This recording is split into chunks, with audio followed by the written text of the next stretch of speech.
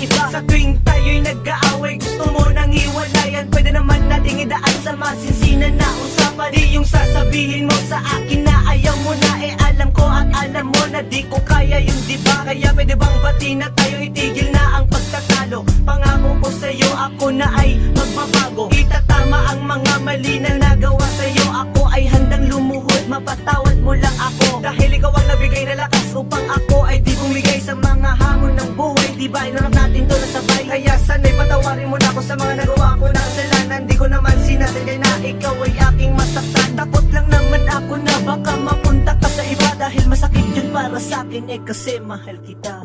Ikaw ang dasal sa mga panalangin, tanging hindi nawag mong lisanin. Aking mahal, di ko kakayanin, pag ikaw ay nawala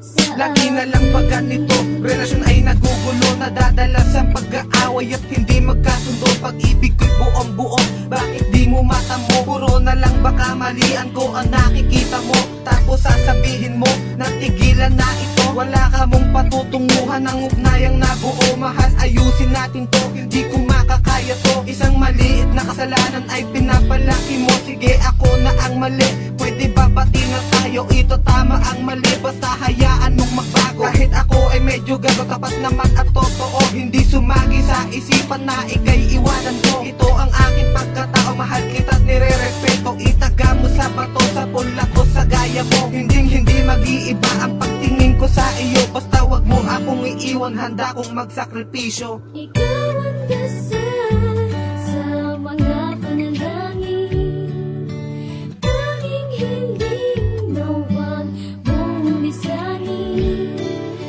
Aking mahal, di ko kakayanin, pag ikaw ay nawala